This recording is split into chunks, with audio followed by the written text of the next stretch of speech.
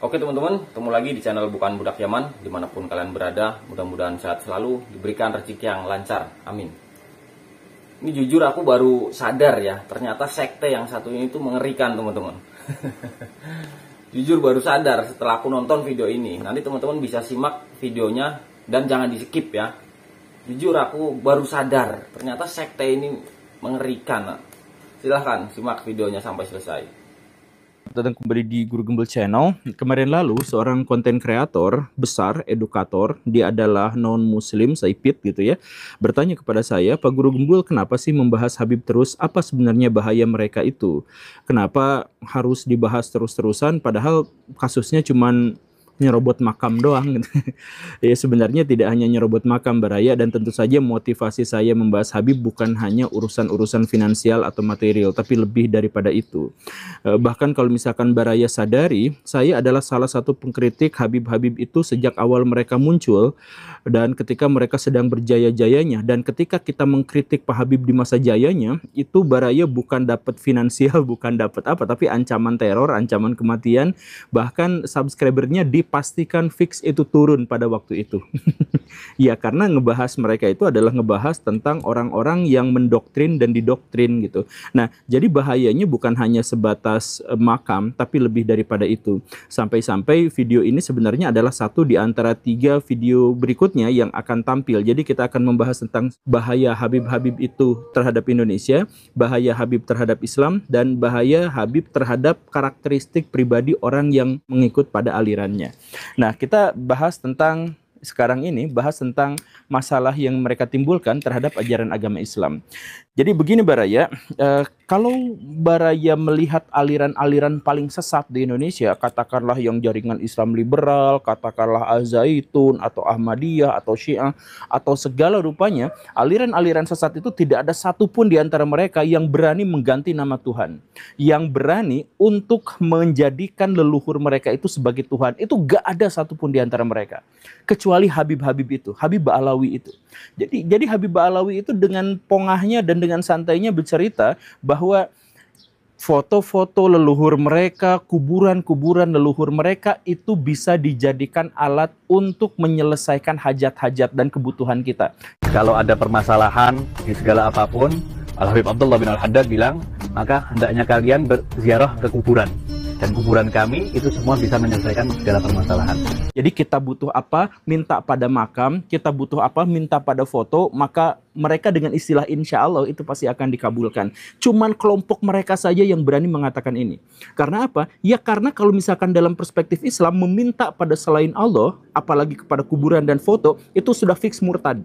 Kalau ada punya masalah, galau gitu, masuk ke kamar. Di kamarnya itu ada fotonya Habib Umar bin Hafid, berbentuk foto loh. Dia itu ngomong, ya Habib Umar, aku ini masalah, ya Allah, ini segala macam. Selesai bicara, keluar, dapat solusi. Jadi kelompok paling sesat sekalipun, katakan Baraya mau nyebut kelompok mana, Ahmadiyah, kelompok mana, Lia Eden gitu, gak ada satupun yang punya doktrin bahwa mereka itu akan masuk surga dengan lihat atau minta bantuan pada foto atau hajat-hajatnya diselesaikan karena datang ke kuburan leluhur mereka. Gak ada satupun. Dan bahkan mereka yang secara eksplisit berani mengatakan bahwa ketika ada mukibin yang dikubur kemudian ditanya malaikat mungkar nangkir siapa Tuhanmu, maka mereka menganjurkan jawabannya adalah Habib Anu bin Anu bin Anu, maka itu masuk surga. Jadi nama Tuhannya, siapa nama Tuhanmu, dijawab Habib, maka itu masuk surga. Hanya mereka yang bisa mengatakan dan berani mengatakan itu. Ini saudaranya ditanya sama malaikat, man rabbuka? Apa jawabannya? Habib Abdullah Al-Haddad. Tuhannya ditanya sampai Tuhanmu Habib Abdullah Haddad ini orang. Ditanya lagi, man nabiyuka? Habib Abdullah Al-Haddad. Man kiblatuka? Habib Abdullah Haddad. Semua pertanyaan dijawabnya satu, Habib Abdullah Haddad. Dengan hal itu karena kecintaan yang mendalam kepada Habib Abdullah Haddad, Habib Abdullah Haddad kasih syafaat. Datang ruhnya Habib Abdullah Haddad dikasih syafaat itu orang. Nah, jadi ini bahayanya terhadap Islam itu sangat besar Baraya, karena sendi paling dasar, paling esensial, yaitu ketauhidan, itu bahkan berani mereka langgar, apalagi hal-hal yang lain gitu. Jadi Baraya bayangkan, Baraya memasukkan anak-anak Baraya ke pesantren Habib-Habib itu. Tujuannya adalah agar mereka jadi orang yang baik, menjadi anak yang soleh, menjadi orang yang mendapatkan surga dan lain sebagainya. Tapi sirna seketika karena masuk pesantren mereka malah menjadi murtad. Ketika mereka disuruh meminta-minta pada kuburan, memohon-mohon kepada foto, dan kemudian mengganti nama Tuhannya dari Allah Subhanahu wa Ta'ala berganti menjadi Habib Anu bin Anu. Sebegitu bahayanya, ya, itu ada pada level akidah yang tidak ada satupun aliran paling sesat sekalipun yang berani mengubah nama itu. Itu yang pertama. Kemudian yang kedua, mereka itu berani mempersulit dakwah Islam dengan merusak syariah. Nah, saya pernah mengemukakan di beberapa episode lampau dan saya ingin tekankan lagi di sini. Saya tanya kepada Baraya, sebelum Pak Habib Rizik muncul di Indonesia, ulama manakah yang mempopulerkan kata-kata toksik, ancaman, intimidasi, dan kekerasan fisik terhadap orang lain? Saya tanya kepada Baraya, ulama mana di Indonesia yang menyampaikan kalimat-kalimat toksik, intimidasi, dan melakukan kekerasan-kekerasan fisik terhadap pihak lain? Gak ada. Habib Rizik itu adalah pionir dan pelopor ulama toksik di Indonesia, sehingga bahkan siapapun pembela dari Habib Rizik itu sering mengeluarkan kalimat-kalimat toksik. Banyak yang mengkritik saya, youtuber-youtuber kecil gitu ya, yang menghujat saya membela Habib Rizik itu, dan kata-katanya gitu persis, kotor, kasar, tidak beretika, tidak beradab, dan hal yang semacam itu gitu. Nah, inilah yang akhirnya mempersulit penyebaran ajaran agama Islam, karena sejak saat Pak Habib Rizik itu muncul, ajaran Islam di Indonesia itu berubah. Dulu toleransi antar umat beragama tuh baik-baik saja. Sekarang perang. Mendatangi teman yang beda agama itu sekarang udah menjadi masalah gitu. Gitu kan? Bermain dengan orang-orang yang beragama beda itu sekarang udah menjadi masalah gitu. Dan itu munculnya sejak kapan? Sejak Pak Habib Rizik. Makanya cek sebelumnya. Ada nggak yang seperti itu? Nggak ada. Nah, jadi akhirnya apa? Orang-orang yang berusaha menyebarkan ajaran agama Islam itu disulitkan. Karena apa? Karena resistensi terhadap Islam menjadi menguat. Jadi sekarang mau menyebarkan ajaran agama Islam, mau menyampaikan bahwa Islam itu adalah kasih sayang dan sebagainya, udah tidak lagi bisa dipercaya gitu. Karena apa? Ya karena Pak Habib menormalisasi ulama-ulama yang akhirnya jadi toksik. Sekarang banyak, alhamdulillah ya, sekarang banyak ulama-ulama yang kata-katanya kasar, yang kata-katanya toksik, yang mengintimidasi pihak lain, dan itu tetap disebut sebagai ulama. Padahal kan sebenarnya dalam hadis Nabi jelas orang yang suka mengumpat dan berkata kasar itu bukan orang Islam. Itu tegas, hadisnya itu eksplisit seperti itu. Tapi ya diabaikan, ya hadis saja diabaikan Baraya. Sehingga apa? Sehingga kita itu umum mendengar orang-orang muslim itu mempersekusi pihak lain, umum mendengar dan melihat umat muslim itu berkata-kata kasar untuk menjatuhkan dan menjelekkan harga diri orang lain. Itu umum sekarang. Jadi ajaran tentang rahmatan lil alamin, ajaran yang berbuat baik kepada manusia dan sebagainya itu sekarang tidak lagi dikenal, yaitu gara-gara Habib itu. Nah, kenapa Habib-Habib itu sampai bisa mengubah ajaran Islam, mengubah akidah Islam, mengubah syariah Islam, mengubah dakwah Islam? Simple, sederhananya mereka menggunakan 3 jurus. Yang pertama, mengaku sebagai keturunan Nabi. Yang kedua, mengklaim bahwa keturunan Nabi itu pasti suci dan pasti maksum. Dan yang ketiga adalah siapapun yang mengkritik mereka, maka mereka menyebutnya sebagai iblis atau awam. Jadi kalau misalkan Baraya mengkritik habaib gitu ya, pasti Baraya itu, ya kalian itu kan awam, gak ngerti apa-apa gitu kan. Ketika mereka dawir ke sana ke sini menceritakan tentang rantai emas yang turun ke langit, kan mereka menjawabnya apa? Waduh, kita sekarang jangan banyak bahas-bahas karomah sebab orang-orang awam yang tidak mengerti akan menjelekkan kita. Mereka tuh menyebut kita tuh awam kalau kita tuh gak percaya sama dawiran-dawiran mereka. Mereka tuh akan menyebut kita iblis kalau kita tuh berani mengkritik mereka. Umat Islam mulai gaya, mulai mengkoreksi Habibnya, mulai mengkoreksi Habibnya, mulai mengkoreksi ulama-ulama dari anak cucu Nabi Muhammad SAW. Orang yang seperti itu mirip dengan iblis. Bahkan nama iblis pun mereka bawa-bawa gitu. Padahal kan nggak izin dulu sama iblis. Itu masalah yang kedua, bahaya yang kedua. Kemudian bahaya yang ketiga, Baraya mereka itu mempropagandakan kebodohan. Al-Hamid ngeluarin rantai emas dari langit. Jadi gini, suatu kali Habib di Indonesia itu ditanya, kenapa Habib-Habib itu nggak nulis kitab, nggak nulis buku? Kemudian mereka menjawab, kami tidak menulis kitab. Jadi secara eksplisit mereka sudah menjawabnya ya, mengkonfirmasi bahwa mereka tidak menulis kitab. Tapi yang mereka cetak adalah aulia-aulia, adalah wali-wali. Sehingga di Tarim, kota kebanggaan mereka itu, tidak ada satupun laki-laki yang baru tumbuh kumisnya kecuali dia sudah menjadi wali. Nah, itu klaim mereka. Itu kan sebenarnya pembodohan luar biasa. Ya jelas pembodohan lah. Nah, kemudian mereka ceritakan bahwa leluhur mereka itu adalah bisa naik ke langit karena ada karomahnya, karena mereka wali. Kemudian mereka itu bisa Isra Mi'raj sampai 70 kali karena mereka itu wali dan sebagainya. Itu saja sudah kebodohan. Tapi kebodohan itu gak seberapa dibandingkan mereka bahkan berani mempropagandakan kebodohan itu. Kompas, CNN, Sindo, kalau misalkan Baraya ngetik ke mereka misalkan biografi Habib Kuncung, misalkan biografi Habib ini gitu misalkan, itu langsung yang keluar itu adalah karomah dari ini, karomah dari ini, karomah dari ini dan sebagainya. Tapi nggak ada catatan sejarahnya. Bahkan catatan itu sebenarnya berbohong, karena misalkan gini, Mbah Priuk itu kan salah satu Habib. Mbah Priuk itu sebenarnya anak buah kapal biasa aja. Tapi kemudian mereka propagandakan sebagai penyebar ajaran agama Islam di Jakarta. Baraya datang ke makam-makam Habib itu narasinya adalah penyebar ajaran agama Islam di, penyebar ajaran agama Islam di. Habib Kuncung, Habib itu kan sebenarnya bukan siapa-siapa, orang biasa aja. Tapi setelah meninggal, anak keturunannya kemudian mengklaim bahwa mereka itu wali, mumpung nggak ada catatannya gitu ya.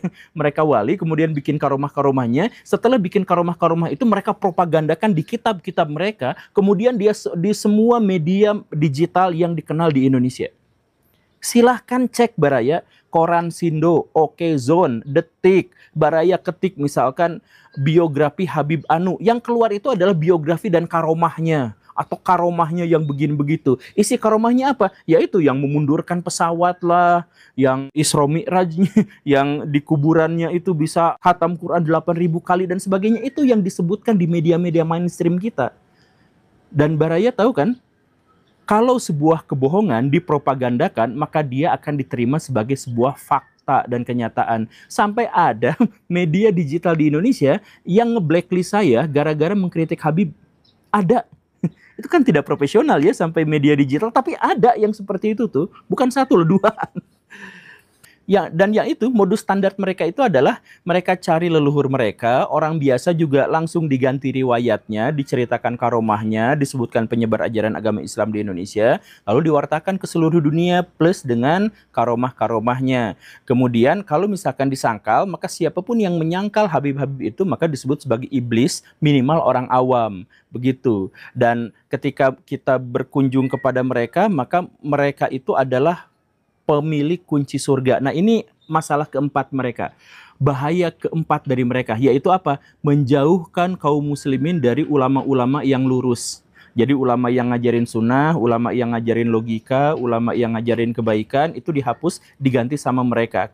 Mereka tuh sampai marah-marah kalau misalkan ada orang yang berziarah ke ulama ini lebih besar daripada yang ke leluhur mereka itu bisa marah-marah luar biasa. Ada orang Malang tanggal 6, tanggal 7 kok masih buka majelis, itu namanya picek gitu. Dari Bandung, dari Jakarta, Kalimantan semuanya datang. Itu panitia sedia nasi kotak 200.000 masih nggak cukup. Itu majelis ente arahkan ke ente, apa ente arahkan ke aulia, ke Allah, ke Rasulullah. Kalau orang ada adab sama wali, nggak berani dia bikin majelis. Ada acara roha, maulid, libur majelis. Nggak ada waktu aja. Hadir bawa semua ke Habib Abu Bakar. Ada hallnya imamen libur. Kalau ada majelis malam minggu kok masih buka, nggak tahu picek itu mungkin yang khodibul majelisnya itu.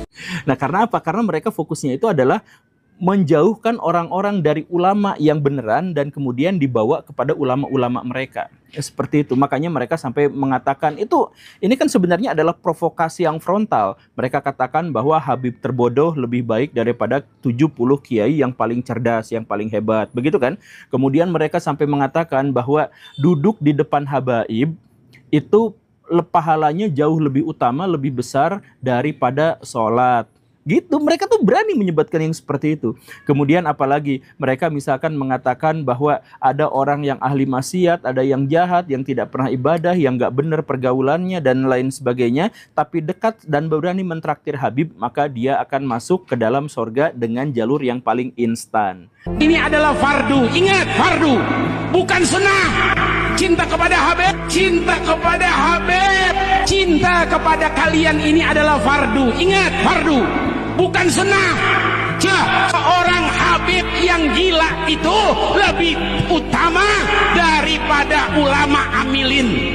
Baraya, video-video yang seperti itu sudah banyak banyak lah sekarang konten-konten kreator yang menjelaskan itu semuanya sudah fix seperti itu. Jadi ulama yang benar mereka jadikan musuh, kemudian jauhkan mereka agar dekat sama kelompok Habib mereka, agar nyumbang kalau misalkan mereka ngadain haul, ada nyumbang kalau misalkan mereka ziarah dan sebagainya ke kelompok mereka saja. Fix, iya selesai seperti itu gitu. Dan ketika ada ulama-ulama yang lurus, yang pengaruhnya besar di Indonesia, ya paling mereka dekatin. Dan kemudian mereka cuci otaknya. Ini saya mohon maaf ya, saya tuh sebenarnya suka sama Ustadz Abdul Somad tuh, karena ngomongnya tuh enak gitu ya. Tapi bahkan Ustadz Abdul Somad pun ketika beliau itu mengkritik hadis itu luar biasa ketatnya, ketika menafsirkan Quran itu luar biasa bagusnya, tapi ketika mendengarkan cerita Habib dia langsung percaya tanpa mengkritik, tanpa memverifikasi. Kan Ustadz Abdul Somad itu pernah mengatakan bahwa ya di Tarim itu jalannya tidak diaspal, bukan karena miskin, tapi karena pemerintah setempat itu tidak mau jejak-jejak aulia terkubur sama aspal. Makanya di Tarim Hadramaut Yaman tak diaspal jalan. Bukan karena Yaman miskin, pemerintahnya kaya raya. Kenapa? Karena mereka tak ingin bekas-bekas tapak kaki wali-wali Allah itu ditutup oleh aspal. Begitu mereka memuliakan, menghormati para wali-wali Allah. Kalau yang ngomongnya Habib itu ya gak apa-apa, tapi ini bahkan selevel Ustadz Abdul Somad pun ketika banyak diskusi dan bergaul sama mereka ya ikut gitu juga. Padahal kan kota Tarim itu adalah salah satu kota paling miskin di Timur Tengah dan ada di sebuah negara yang paling miskin di Timur Tengah gitu. Kenapa miskin? Ya karena dikuasai sama Habib-Habib yang seperti itu gitu. Apakah Baraya mau Indonesia menjadi seperti itu? Ya inilah makanya saya katakan kalau ketika saya ngomongin masalah Habib dan mengkritik mereka itu bukan hanya semata-mata gara-gara AdSense. Bukan semata-mata nyari popularitas, bukan, tapi ada hal yang paling penting di situ. Makanya keberadaan Pak Imaduddin Usman itu sangat penting dan sangat berharga buat Indonesia. Kenapa? Karena kan yang tadi bilang, Habib-Habib itu bisa merusak ajaran agama Islam itu karena 3 hal. Pertama, dia mengaku sebagai keturunan Nabi. Kedua, mereka mengaku keturunan Nabi itu adalah orang yang suci. Dan yang ketiga itu adalah bahwa siapapun yang menghujat mereka, yang mengkritik mereka, yang meragukan mereka, itu pasti masuk neraka. Itu iblis, itu orang awam, gitu kan? Nah, Pak Imaduddin itu membahas hal yang paling dasarnya, yaitu bahwa mereka bukan keturunan Nabi. Ya, sejak saat itu selesai sudah. Oke, Baraya, itu saja ya. Kelak di episode berikutnya kita akan bahas bahaya dari Habib-Habib itu bagi Indonesia dan bagi diri sendiri. Terima kasih karena sudah